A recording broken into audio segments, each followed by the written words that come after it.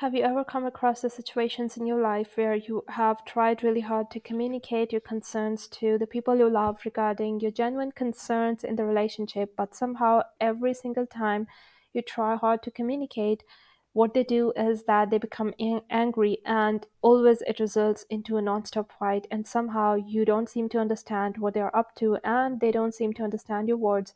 So there's always a communication gap. So there might be some reasons beneath the surface, and one of them could be, of course, that your words might be losing the value.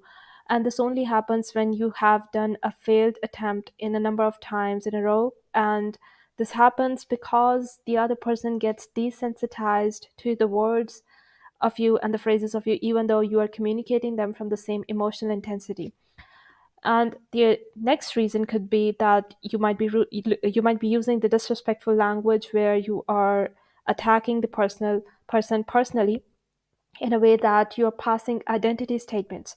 For example, instead of talking about the problem at hand, what you're doing is that you're saying to the person, you are such a bad person to do this, or you are a disrespectful person.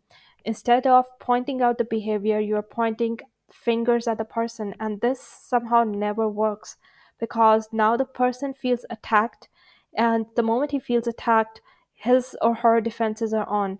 And in that mode, no one is going to understand what you're up to or what you're about to say.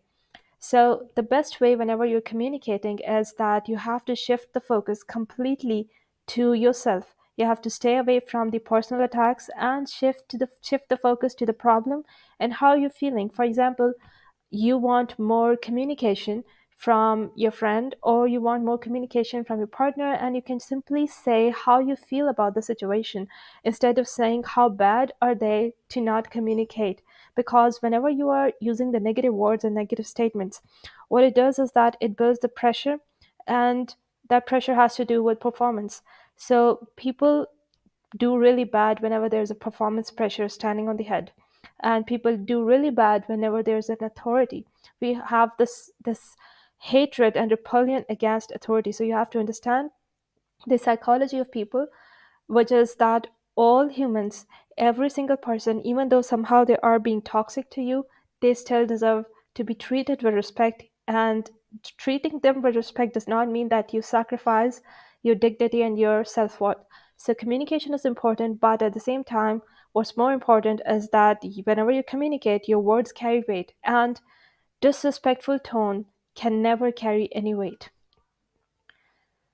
One way of communicating is that you have to give people the space, because people only grow naturally on their own pace in their own time, and that is what you need to understand. And before even communicating, you have to absorb this concept in your mind that you are not in charge of changing people. And you can't change people by your communication or by your tactics or by your manipulation or playing victim. The only thing that you can do is deliver the message that this is what you feel. But changing is their responsibility. And you have to allow them to change. You have to give them space to change. If they change, they're going to change in the space that you give them. But by force, they're never going to do anything that you want them to do. And I want to relate the example from the Quran. There's an ayah in the Quran, Al-Baqarah, أعوذ بالله من الشيطان الرجيم لا إكراه في الدين قد تبين الرشد من الغي. Let there be no compulsion in the religion, for the truth stands out clearly from the falsehood. Now, this is an ayah in the Quran regarding Islam, which is the most important matter of our lives. And even in this matter, Allah subhanahu wa ta'ala has mandated upon us that we should not be forcing someone else to obey Allah, right? So when in this important, most important matter of our life, which has to do with our akhirah, with our afterlife, we are told to just be gentle with people and to not force them to do something. Then this also applies to every other situation in life.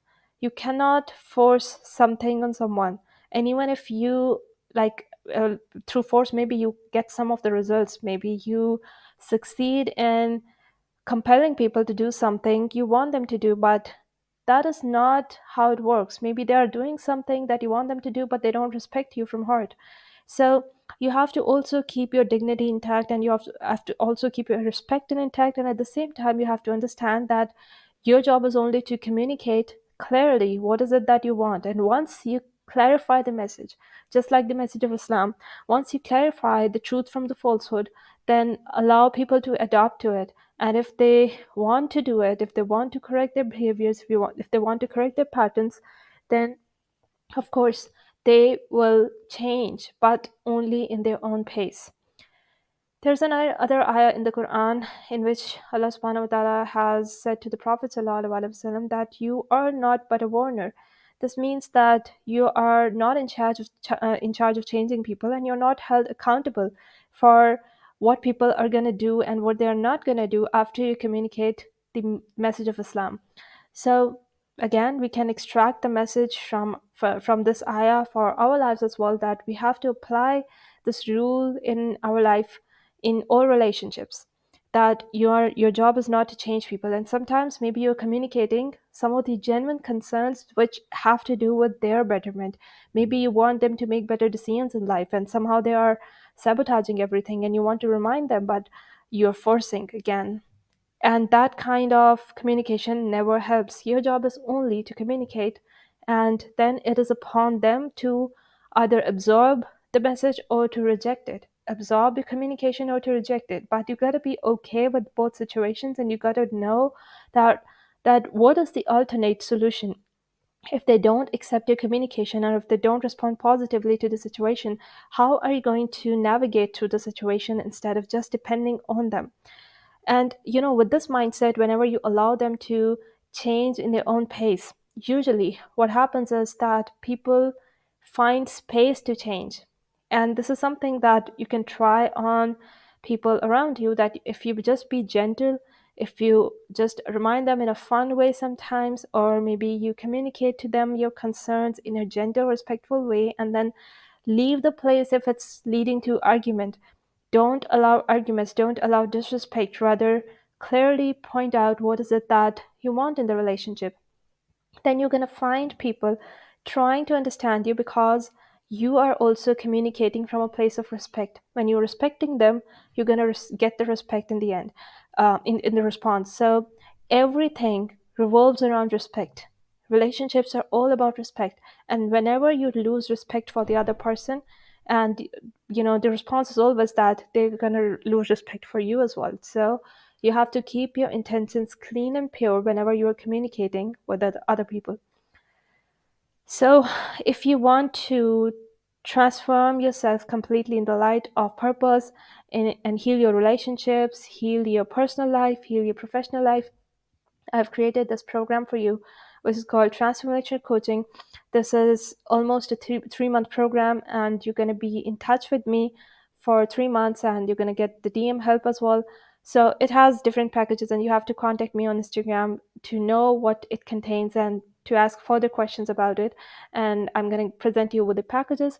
But here's one thing that I've seen a lot of benefits in the people who have gone through the program, and my students, even after like a year of getting enrolled and like completing the program, they contact me even now, and they tell me that that program changed their lives. So this is a really great opportunity for you to transform your life in the light of purpose, in the light of Islam, in the light of the Quran, in the light of psychology, behavioral psychology. Like it's a complete package. So you got to be prepared first that, yeah, I'm ready for change. The next program is Feminine Energy Program. Again, this is not that big, but it's really beneficial. And my students, my clients have seen massive growth and massive results just by this program, that they are now able to ground their energies, ground their femininity in themselves. And this is something that enables them to communicate with respect, because emotional grounding is really important. Emotional independence is really important when you are communicating, because these are the urges inside of us that we want to control other people. And you can let go of these urges when you are genuinely connected with your own feminine energy. And the last one is, of course, you can go for therapy and one-on-one counseling. This is something that's going to clear the trauma, that's going to clear a lot of issues. You can talk to me personally. We're going to arrange video sessions. So just contact me on Instagram to ask me about the packages of it as well.